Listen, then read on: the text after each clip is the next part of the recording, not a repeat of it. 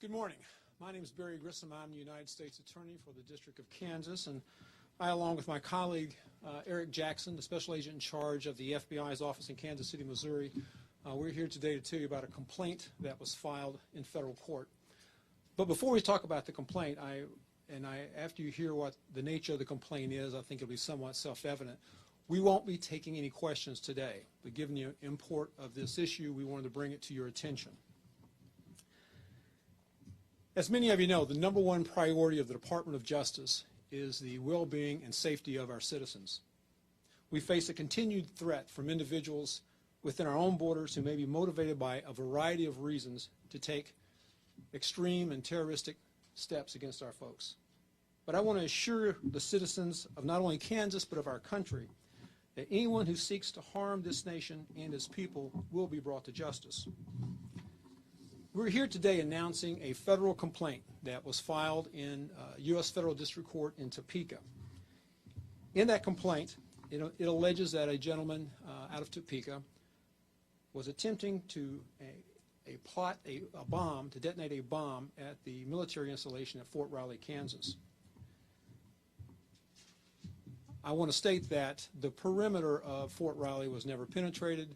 There was never any concern on our part that he would get onto the fort, and unbeknownst to him, the materials that were used to make up this bomb were inert. The defendant in question is a 20-year-old by the name of John Thomas Booker, Jr. He is scheduled to make his initial appearance in federal court late this morning or early this afternoon. He was arrested at approximately 9 a.m. this morning without incident in the Manhattan area as he made his final preparations for his planned assault. Mr. Booker faces 3 federal charges. 1 count of attempting to use a weapon of mass destruction, 1 count of attempting to damage property by means of an explosive, and 1 count of attempting to provide material support to a foreign terrorist organization. If he is convicted of any of these charges, he will face a maximum penalty of life in federal prison. The criminal complaint today alleges that he has spent months developing and attempting to execute a plan that would result in his own death. It's alleged that he planned to pull the trigger of the explosives himself so that he would die in the explosion. It's alleged that he told another individual that detonating a suicide bomb was his #1 aspiration because he couldn't be captured, all the evidence would be destroyed, and he would be guaranteed to hit his target. The complaint further alleges that he identified Fort Riley as a good target. He did that because he believed the post was famous and that, quote, there are a lot of soldiers there, end of quote. The complaint also alleges that he put together what they're sometimes referred to as a martyr video or a propaganda video to be played after his death. In that video, he addresses the American public, and he said he wanted members of the public whose sons and daughters were members of the military, that he wanted to get their loved ones out of the military immediately. He said because the Islamic State is coming for them. He said that they were targets in their homes, at their bases, recruiting stations, or in the streets. This particular defendant has been under investigation for some time by the FBI's Joint Terrorism Task Force. And it's alleged that since March of this year, he's been plotting to construct an explosive device for an attack on American soil. He repeatedly stated his desire to engage in violent jihad on behalf of the Islamic State of Iraq, otherwise known as ISIL.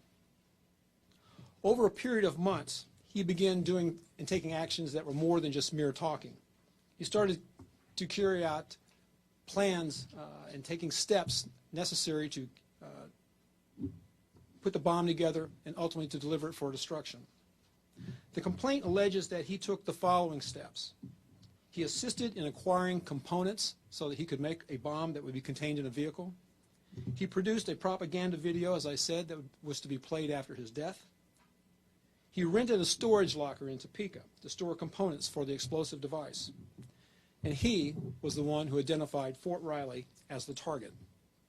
And he took all these actions while declaring his commitment to trigger the bomb himself so that he would become a martyr. Because of the amazing work of the FBI and the Joint Terrorism Task Force, Mr. Booker was arrested without incident this morning near Manhattan as he undertook his final preparations to carry out his plan. Unfortunately, today's announcement once again reminds us that we in law enforcement have to remain vigilant, that there is not a moment when we can let our guard down. We can't think of something as horrific as the Alpha P. Murrah building 20 years ago as something in the distant past. This is something that we have to stand guard on 24/7. And today's announcement is a product of the amazing work that law enforcement at all levels, state, federal, and local, are doing in this regard. And I want to recognize those following agencies for their work. Members of the FBI Joint Terrorism Task Force, the FBI, the Kansas Bureau of Investigation, the Topeka Police Department, and the Kansas Highway Patrol. And I also want to make a statement for the record that Mr. Booker, as an accused person, has the same rights as any other American citizen. He is presumed innocent until proven guilty.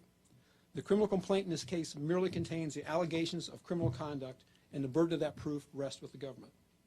Now I'd like to turn the podium over to Special Agent Eric Jackson to speak to you, and then I have a comment or two after Eric finishes. Eric. First, thank you, Barry, and thank you to the members of the FBI's Joint Terrorism Task Force. Today's arrest emphasizes the continued and ongoing threat to our nation's security and the need for law enforcement and the public to remain vigilant. As we were reminded again last week in New York, we are reminded again today that terrorism and recruitment on U.S. soil is a very real threat. My predecessor stood here before you less than a year and a half ago, announcing with U.S. Attorney Grissom a similar arrest. The arrest of John Thomas Booker, Jr. is another U.S. citizen who repeatedly expressed his desire to commit violent jihad on U.S. soil inspired by the Islamic State of Iraq and the Levant and ISIL. Today's threat was real, and Booker was fully committed to his plan. Now more than ever, we must remain vigilant. We must continue to work with our law enforcement partners, and we must rely on you, the community at large, to be attentive and to report suspicious activity. As law enforcement, we are charged with and have an obligation to take actions to protect the public whenever an individual expresses a desire to commit violence. Allowing an individual intent on killing people to proceed without a government response is not an option and will never be an option. Law enforcement working with our partners must continue to detect, disrupt, and deter attacks to our nation against our citizens and our freedom. This individual's actions should by no means reflect upon any religious community or places of worship. I want to reassure the public that at no time was there ever any breach of Fort Riley military base. Recently, the command staff at Fort Riley worked hand in hand with law enforcement to ensure the utmost security and protection for the men and women who serve our country and the surrounding communities that support the base. Today's arrest emphasizes the tremendous working relationship amongst law enforcement within the state of Kansas and highlights the ongoing need for interagency cooperation with our partners and those that comprise the Fort Riley Threat Working Group. I also must highly commend the excellent job not only of the FBI employees, but of the personnel that comprise our Joint Terrorism Task Force. Finally, as I have mentioned, we rely on law enforcement partners to do our job, but we must also rely heavily on our community partners every day to assist us, to keep our community and our nation safe.